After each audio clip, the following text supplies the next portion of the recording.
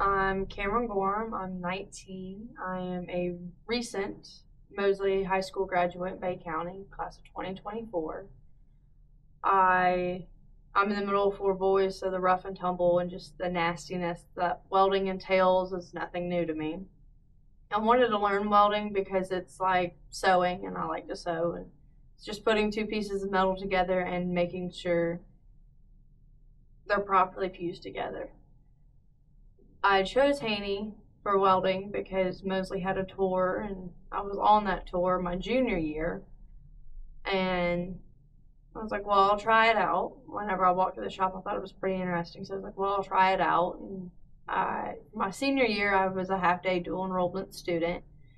And that was the best thing I could have done because that's how I ultimately fell in love with welding. And after the fact of me being a dual enrolled and a full-time student this year, I found out that my family has history of iron workers and welders. My goal after I graduate is to become a traveling welder and join the Boilermaker Union.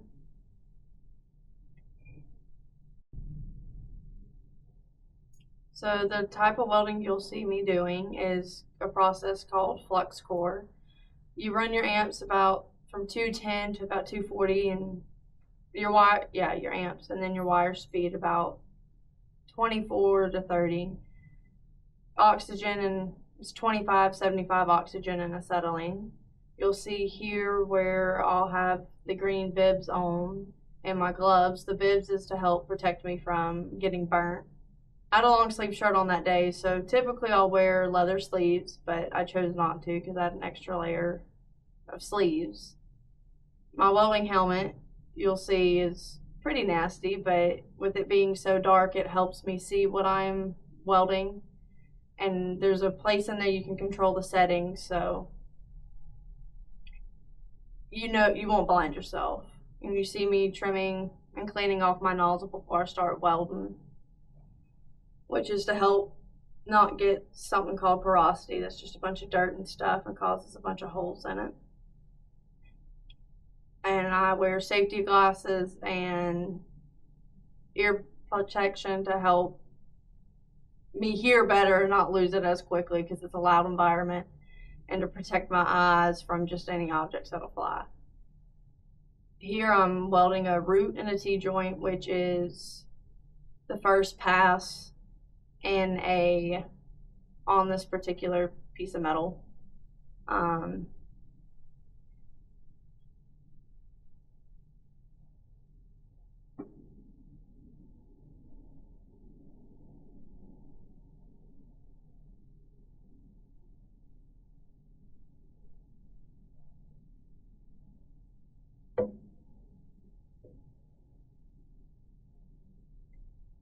You'll see me grab my hammer and I'll knock off slag, which is a protective coating on the weld itself, and then you'll have to brush off the slag because if you have any slag trapped or on the weld, it'll cause porosity as well. And you can't see it here, but the way my T-joint is being held up is with a pair of clamps,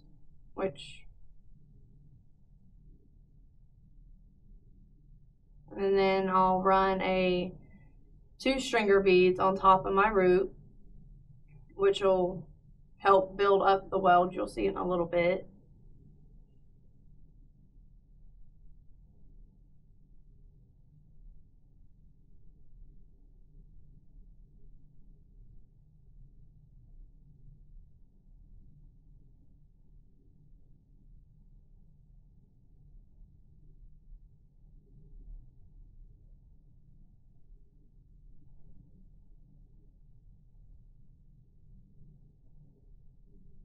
And then again, I'll knock off the slag with my hammer and brush it off with the wire brush.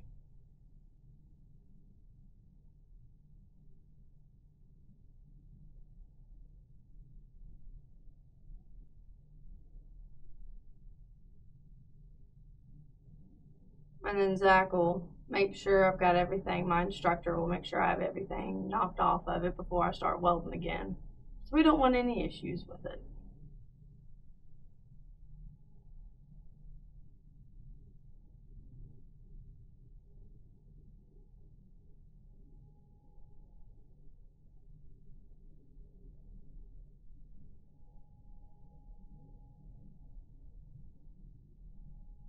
and you'll see my vent off to the side, which is that big black thing. It sucks in the smoke so it's not as smoky in my booth.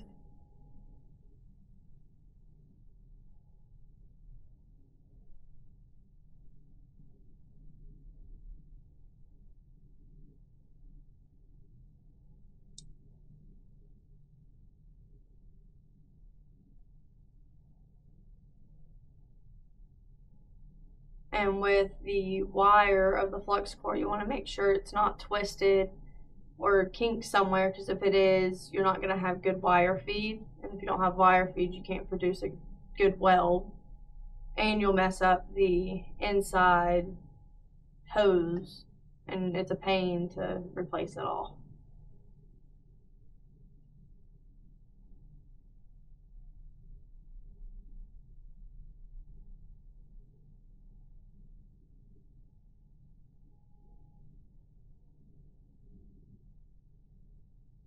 And I'm running a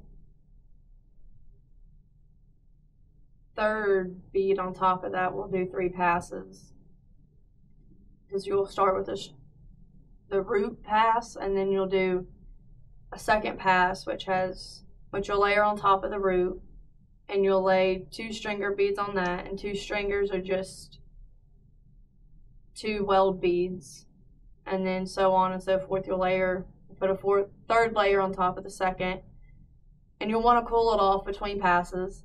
And the third layer, you'll have 3 stringer beads, but with the T-joint, you want at least a 45-degree angle. You don't want it too flat, you don't want it too high, you have to be just right with it.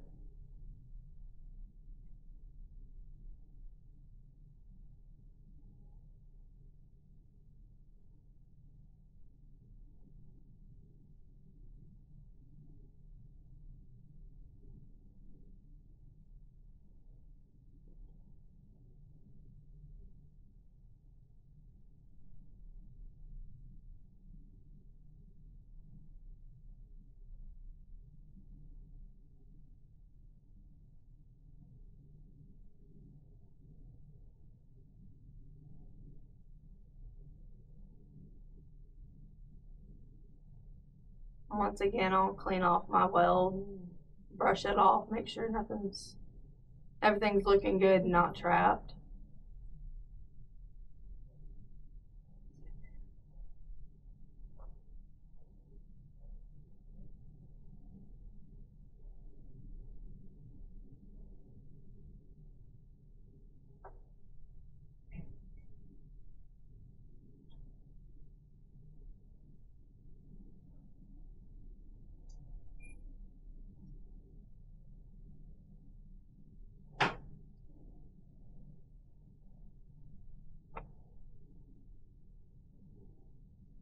And here you'll see the plate's getting pretty hot. I'll transfer clamps and I'll go cool it off, but when the plate gets too hot, it'll start to do something gouging and blow metal out, and it does not look pretty at all, which you'll see an example of that later.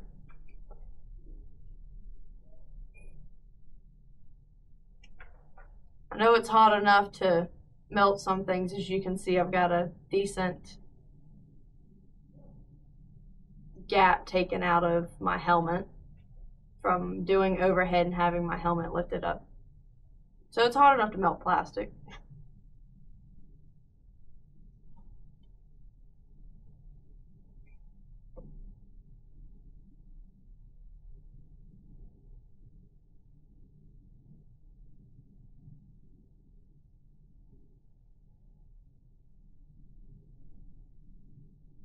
But quenching it'll just cool it off some, so it's not as hot, and you can run a couple more passes on it without any issues.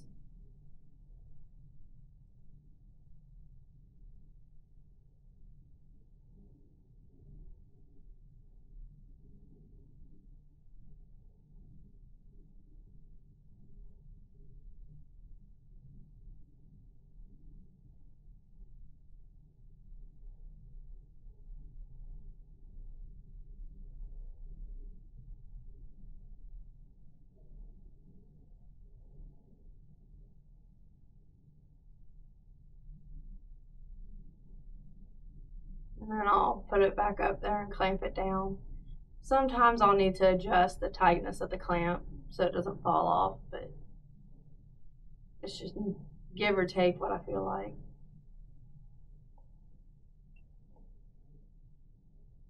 And here I'll mess with my machine because my wire speed was a little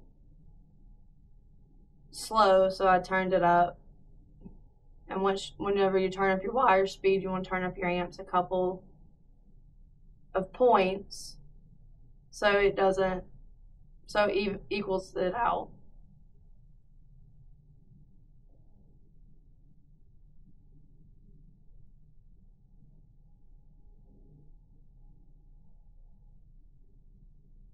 And then I'm cleaning my tip again and cutting my wire down so I don't have any weld spatter on my nozzle.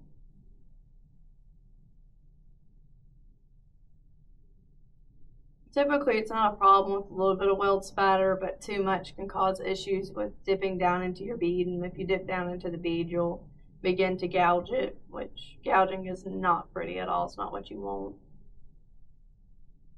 And here I'm running the 4th layer, which will require 4 stringer beads, and you have to tie them to each other, which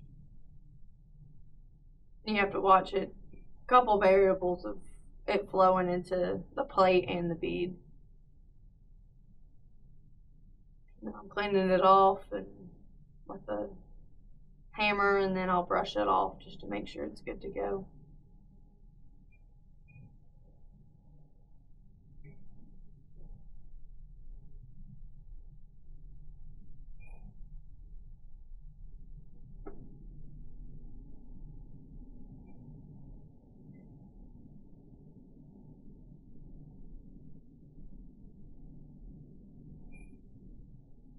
And then I'll run my 2nd stringer bead on that and just watch it tie into the previous bead and the plate where the weld's next to it.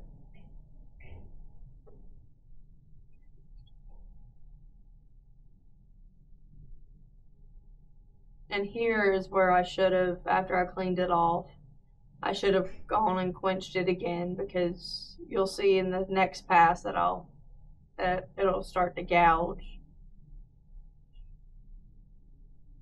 And when it starts to gouge, you'll kind of have to trigger it and run it up, but you should also go cool it off.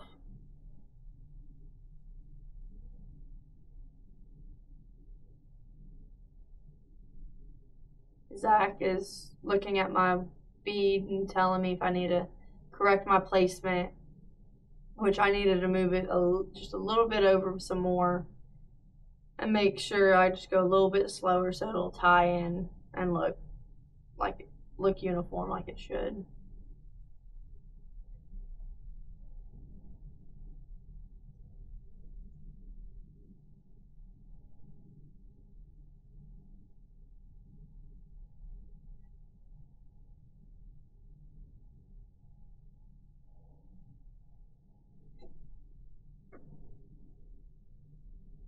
And then I'll run my 3rd stringer bead, which is where it began to gouge, so you just go a little bit slower. And like I said, you should cool the plate off beforehand.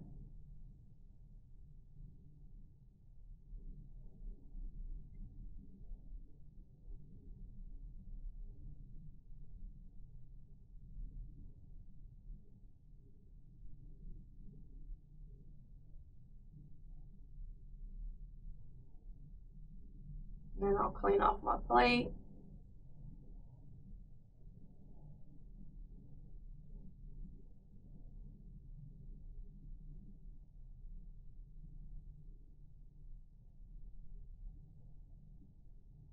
And then I'll run my last stringer bead, which is on this pass, it's 4. And you can see where I'm stopping here to prevent it from gouging. Just do a little bit of stop and starts, but when you do stop and starts, you have to make sure it ties in. And when it does gouge, you can go grind it down so the other beads will lay flat and tie into it properly. Here I didn't do that, and you'll see the plate in a little bit and see what it looks like when you do gouge a plate.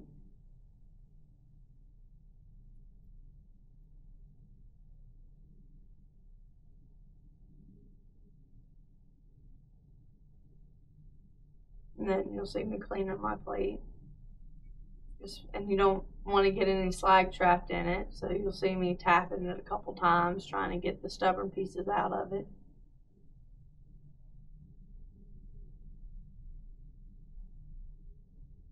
And then I'll run my last bead.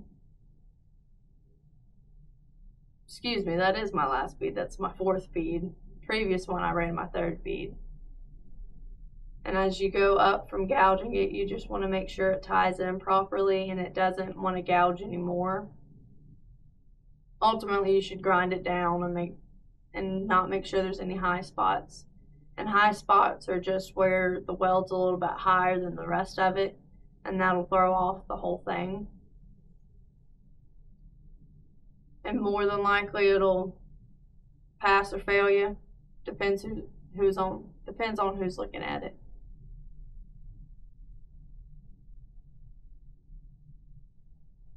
I'll clean off my weld again. And then you'll see Zach step in just a minute and correct me on where I gouged it.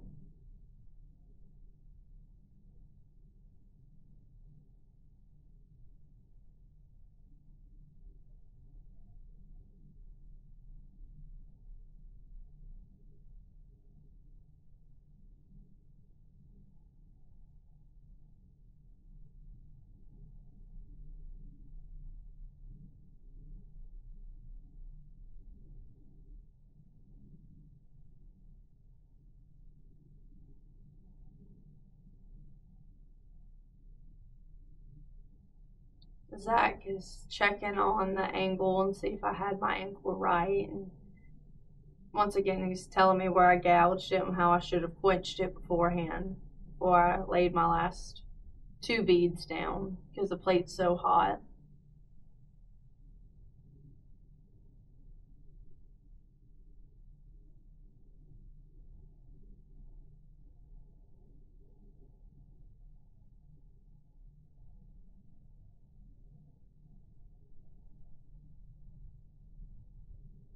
And how I could have gone maybe a little bit slower to tie in a little bit more to the previous weld. And like I said, whenever you tie in a weld, it's just watching it overlap to the other one and just flowing over and making sure it's tied in.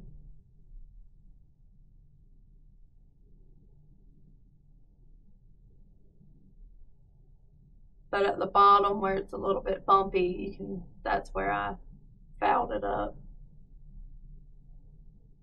On the right side of the plate, I didn't lay any passes in it just yet.